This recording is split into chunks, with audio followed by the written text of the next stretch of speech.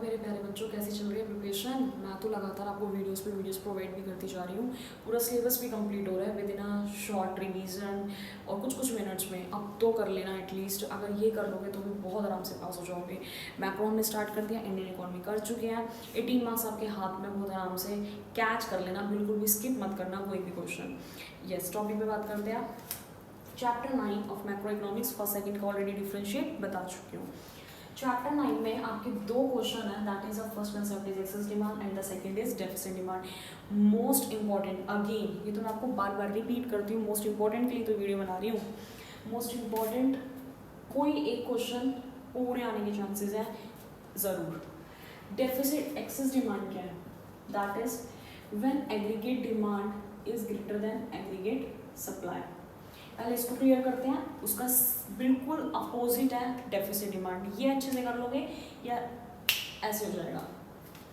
Aggregate demand is greater than aggregate supply. इसकी वजह से इकोनॉमी में क्या हो जाता है? That is inflationary gap. Inflationary gap आपको अटेम्प्ट कैसे करना है? पहले आपने लिखी डेफिनेशन जो हमने बता दी situation, that is aggregate demand is more than the aggregate supply.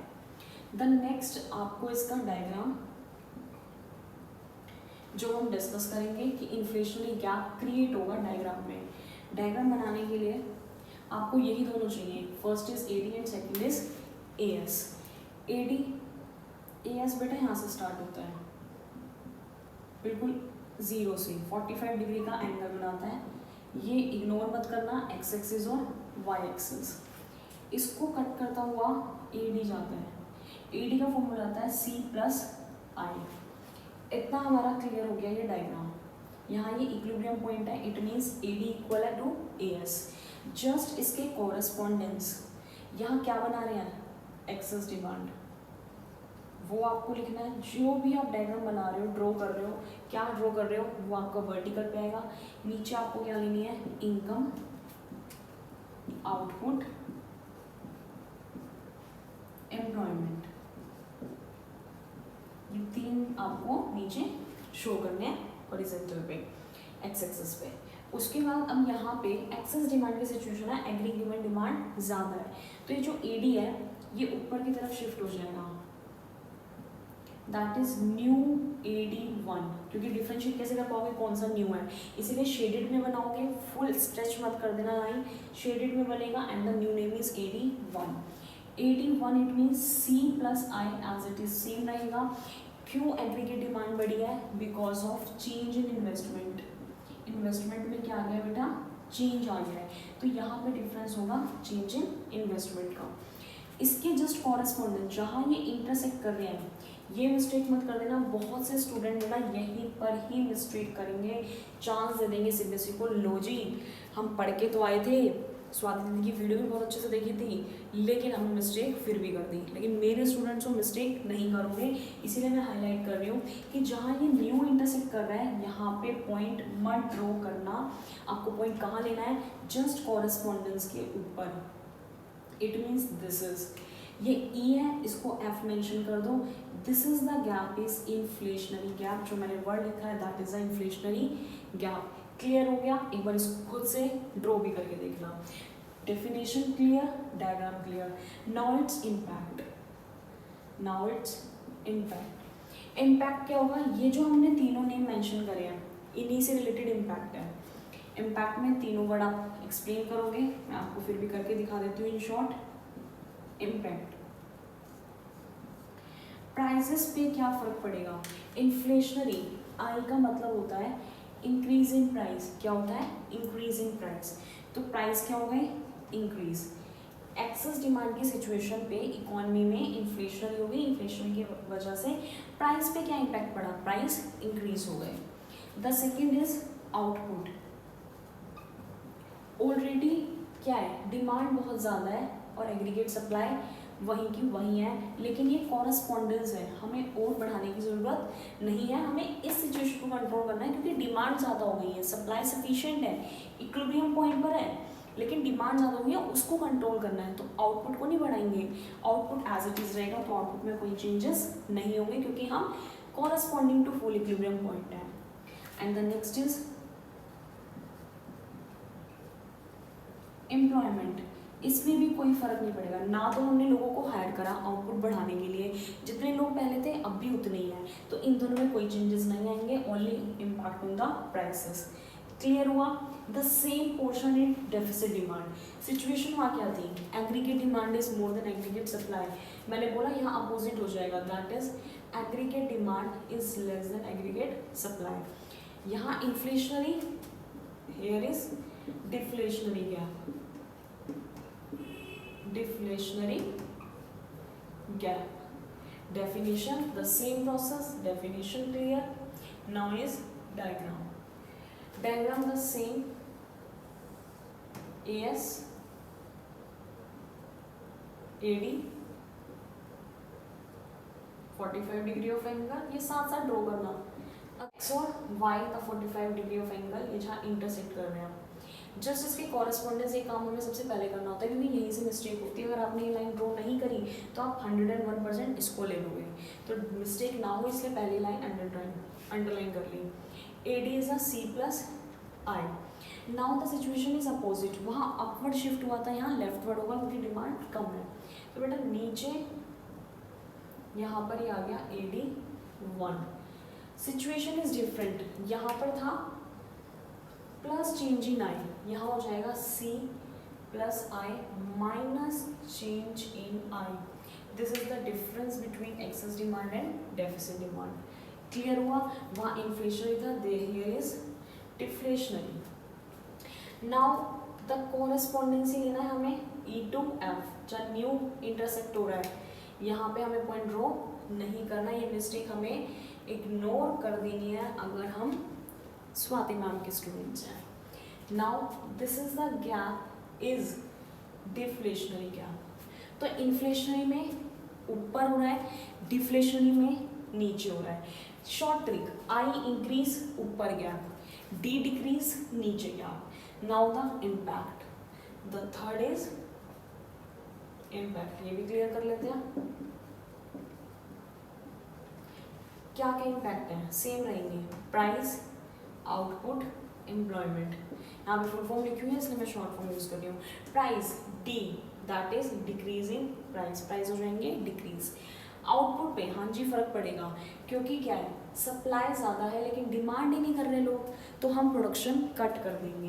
तो यहाँ पर आप मेंशन करोगे कि आउटपुट में क्या होगा, कट दी प्रोडक्शन, क्योंकि उनके पास सफिशिएंट स्टॉक ऑलरेडी रखा हुआ है। यहाँ पे एम्प्लॉयमेंट, जब प्रोडक्शन ही बंद कर दी तो लोगों को बैठा के क्या करेंगे, लेबर को बैठा के क्या करेंगे, उन्हें भी निकाल देंगे। तो यहाँ पर हो जाएगी involuntary unemployment, involuntary unemployment. Involuntary मतलब बेटा वो काम करना चाहते हैं, एबल भी हैं, हाथ पैर खूब सही है, लेकिन हमने उन्हें निकाल दिया। This is the situation of involuntary unemployment. It means they able to work, willing to work, but बेटा हमने उनको हटा दिया। क्लियर हुआ? तो ये आप एक बार डिफरेंस अच्छे से देख लो, इसकी प्रैक्टिस कर लेना, क्योंकि बेटा मोस्ट इंपॉर्टेंट क्वेश्चन है from the 9th chapter. And the last topic is how to measure, how to correct the both of the situation, how to correct, या फिर आप बोल सकते हो मेजर्स द सिचुएशन ऑफ, कौन सी सिचुएशन थी यहाँ पे अभी डिस्कस करिए, that is excess demand, excess demand. और यहाँ पे भी क्या रहेगा, what are the measures to correct the situation of deficit demand, क्योंकि यहाँ पे हमने डेफिसिट डिमांड का केस पढ़ा था। अब बेटा इसको करने के लिए दो मेजर्स होते हैं, दो पॉलिसीज होती हैं। The first is fiscal policy and second is monetary, policy. अब क्वेश्चन में बोलता है कि what are the measures to correct the situation of excess demand, specify नहीं करा कि फिस्कल बताओ या मॉनेटरी, तो दोनों बताओगे। अगर वो स्पेसिफाई कर देता है कि explain the measures of fiscal, तो सिर्फ फिजिकल बताने हैं, एक्सप्लेन द मॉनेटरी मेजर्स तो सिर्फ मॉनेटरी मेजर्स बताने हैं। क्लियर हो गया, दोनों मत बताना। फिर पहले देखना कि क्वेश्चन क्या पूछ रहा है आपसे।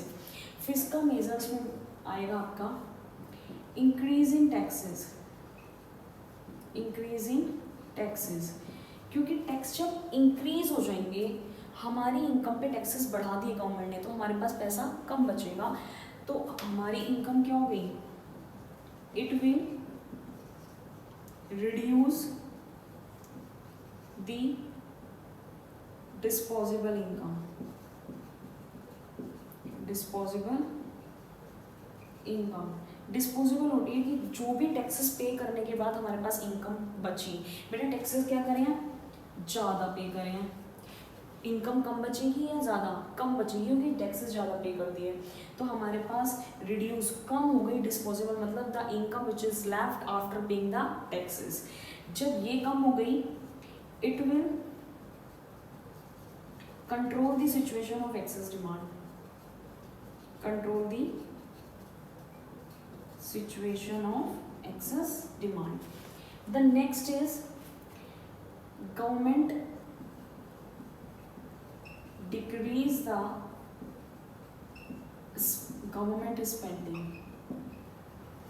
गवर्नमेंट अपनी स्पेंडिंग्स मतलब अपने खर्चे, एक्सपेंडिचर क्या कर देगी, कम कर देगी, डिक्रीज कर देगी, हाईवेज, ब्रिज, फ्लाईओवर बनाने कम कर देगी, क्योंकि अगर ज़्यादा बनते हैं तो हम वही प्रेफर करते हैं, हम फिर प्रेफर नहीं करते ट्रैफिक में से जाना, हम वही टोल टैक्स भी देना पड़ेगा, अरे दे देंगे, लेकिन हम उसी रोड से जाना पसंद करेंगे, हाईवे से। तो अगर अपने वो एक्सपेंडिचर कम कर देगी तो हमारी भी डिमांड क्या हो जाएगी, रिड्यूस हो जाएगी, और डिमांड रिड्यूस हो जाएगी, वो तो हम करना ही चाहते हैं, क्योंकि यहाँ पे सिचुएशन क्या है, एक्सेस डिमांड की डिमांड ज़्यादा है, और सेम पॉइंट यहाँ जाएगा कि it will control the situation of excess demand. ये हमारा पॉइंट हो गया, दैट इज फिजिकल मेजर्स। अब हम करते हैं मॉनेटरी। आप एक बार देख लो सारे टैक्सेस, देखो इसमें मैंने बताया था कौन सी सिचुएशन हो रही थी, इन्फ्लेशनरी गैप, और अभी मैंने हाईलाइट करा था आई का मतलब क्या होता है, इंक्रीज इन प्राइस, तो जितने भी रेट हैं वो सारे इंक्रीज हो जाएंगे। रेट कौन कौन से, bank rate, repo rate, reverse repo rate, ये सब क्या हो जाएंगे, इंक्रीज इंक्रीज इंक्रीज। बहुत शॉर्ट ट्रिक है, तीनों रेट लिख के इंक्रीज कर दिया। The next open market operation, open market operation, and the last LRR. LRR divided into two parts, CRR, cash reserve ratio. This is a legal reserve requirement, legal reserve requirement. CRR, cash reserve ratio, SLR, statutory liquidity ratio. ये open market operation में और इसमें ये same है, rate इसको भी बढ़ा देगी और इसको भी बढ़ा देगी। बैंक रेट क्या होता है बेटा, वैसे ना मैंने ये वाला पूरा स्पेसिफाई कर रखा है, टॉपिक बहुत अच्छे से समझा रखा है आपका फर्स्ट टर्म में बैंकिंग चैप्टर में, controller and credit of the money supplier bye RBI, वहाँ पर भी आप समझ सकते हो, पर अभी इतना टाइम नहीं है, कोई नहीं शॉर्ट ट्रिक में यही कर लो, सारे रेट लिख के इंक्रीज कर दिया। बैंक रेट का मतलब होता है बी, कि RBI कमर्शियल बैंक को लोन दे रही है to fulfil their long term needs, तो जब वो रेट बढ़ा देगी, फ्री में लोन नहीं दे रही, इंटरेस्ट चार्ज कर दिए, जब वो इंटरेस्ट ज़्यादा चार्ज कर दिए तो कोई भी कमर्शियल बैंक पैसा नहीं लेगा, जब कमर्शियल बैंक पैसा नहीं लेगा तो आगे जनरल पब्लिक को भी नहीं दे पाएगा। तो इन सब में कॉमन एक्सप्लेनेशन आप क्या लिख सकते हो, फर्स्ट की मैं आपको बता रही हूँ, बाकी सेम है। बैंक रेट क्या है, when the RBI give the loan to the commercial bank, fulfill their long term need। अब क्या होगा, to same line, to correct the situation of excess demand RBI increases the bank rate, क्योंकि commercial bank के हाथ में power नहीं होती, RBI increase करती है और डिक्रीज करती है, तो क्या करेगा RBI increase the, in short लिख रही हूँ bank rate, the first is all are the same, bank rate it will discourage to bank take the loan, take the, भाई जब ज़्यादा रेट ऑफ इंटरेस्ट वो चार्ज कर रहा है तो हम लोन क्यों लेंगे, कमर्शियल बैंक लोन क्यों लेगा, वो कहेगा नहीं जी आपने रेट तो बहुत ज़्यादा बढ़ा दिया, इतने हम नहीं पे कर सकते, हम नहीं ले रहे आपसे लोन, ठीक है मत लो। अब क्या होगा, it will reduce credit capacity of commercial bank. अब कमर्शियल बैंक जब खुद ही नहीं लोन ले रहा, क्योंकि इंटरेस्ट ज़्यादा चार्ज कर रहा है आरबीआई, जब खुद ही नहीं लोन ले रहा तो हमें कहाँ से देगा, नहीं दे पाएगा, तो it will reduce the credit capacity, मतलब उधार देने की उनकी क्षमता, कैपेसिटी क्या हो जाएगी, रिड्यूस हो जाएगी। और यही तो आरबीआई चाहती है, it will help to reduce the excess demand. और अल्टीमेटली यही तो वो चाहती थी, करेक्टिव मेजर्स लेना कि सिचुएशन कौन सी कंट्रोल हो जाए, एक्सेस डिमांड की। सब सेम रहेगा, ये मैंने आपको एक्सप्लेन करा है, ये भी सेम है, ये भी सेम है। यहाँ पे आप ये वाला समझ लो एक बार, सीआरआर और एसएलआर, जब कुछ percentage of NDTL, some percentage of NDTL RBI और यहाँ पे है कमर्शियल बैंक किसके पास रखवा रही है, आरबीआई के पास एज अ रिजर्व रखवा रही है। हमें 100 रुपये रिश्तेदार देके गए, 50 रुपये हमने मम्मी के पास रखवा दिए, तो कमर्शियल बैंक ने कुछ पैसे किसके पास रखवा दिए, आरबीआई के पास एज अ रिजर्व, वो होता है सीआरआर।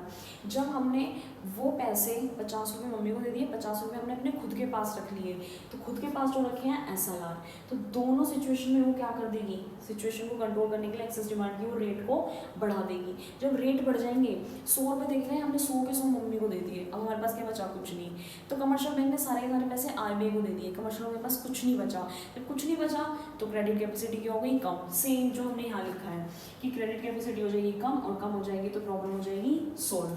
दोनों में सिमिलर पॉइंट आएंगे। डिफरेंट है सिर्फ open market operation. Open market operation में वो क्या करेगी, सेल करेगी, क्या करेगी, सेल करेगी गवर्नमेंट सिक्योरिटीज। कौन किसको, आरबीआई सेल करेगी कमर्शियल बैंक को गवर्नमेंट सिक्योरिटीज, इनको शेयर्स वगैरह दे देगी, फ्री में तो देगी नहीं, तो कमर्शियल बैंक से क्या लेगी, अमाउंट, क्या लेगी, अमाउंट। अब बेटा जो पैसे कमर्शियल बैंक के पास थे वो तो आरबीआई को दे दिए, तो खुद के पास क्या बचा, कुछ नहीं। जब खुद के पास नहीं बचा, आगे पब्लिक को नहीं दे पाएंगे, same line, it will reduce the credit capacity of the commercial bank and it have to reduce the excess demand. बेटा मोस्ट इंपॉर्टेंट है, यही एक्सप्लेनेशन आप बार बार कर सकते हो। सेम ये अच्छे से इस पे आपने ग्रिप बना ली, अपोजिट कर दो इसमें। फिस्कल में हमने डिस्कस किया था, ये हमारा पहला फिस्कल, यहाँ पे हम करेंगे मॉनेटरी। फिस्कल में वहाँ टैक्सेस बढ़ रहे थे, यहाँ टैक्सेस कम हो जाएंगे, वहाँ पे गवर्नमेंट एक्सपेंडिचर कम हो रहे थे, यहाँ पे गवर्नमेंट एक्सपेंडिचर बढ़ जाएंगे, that's it. Monetary, bank rate बढ़ रहा है, यहाँ पे सारे रेट आपके घट जाएंगे, सारे rate. The first is bank rate, second is repo rate, third is reverse repo rate. Reverse repo rate में एक्सप्लेन कर देती हूँ कि कमर्शियल बैंक के पास जो एक्स्ट्रा पैसा रखा होता है, सरप्लस फंड, वो किसके पास रखा होता है, आरबीआई के पास। अब आरबीआई के पास जब पैसा रख कर आ रहा है तो आरबीआई उसे इंटरेस्ट देती है, बाकी सारे केसेस में आरबीआई चार्ज कर रही है, इस वाले केस में सिर्फ आरबीआई उनको इंटरेस्ट दे रही है।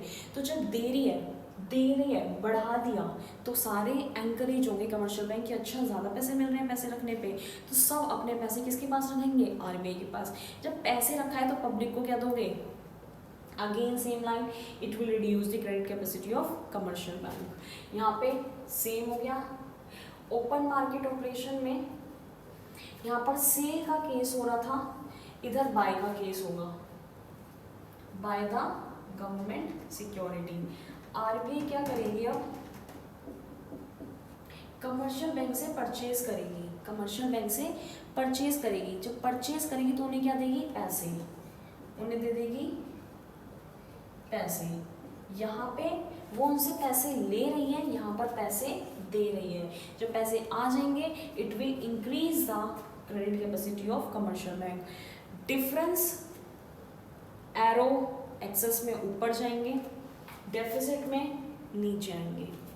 ओपन मार्केट ऑपरेशन में यहाँ सेल होगा, यहाँ पर बाय होगा, बाकी वाले में भी ये इंक्रीज हो रहे हैं और यहाँ पर LRR, CRR and SRR, decrease decrease. यहाँ रिड्यूस वर्ड है, यहाँ आ जाएगा इंक्रीज द क्रेडिट कैपेसिटी और आपका ये टॉपिक फिनिश। स्कोर कर लेना बहुत ईजिली, बहुत ईजी कंसेप्ट है। Thank you so much.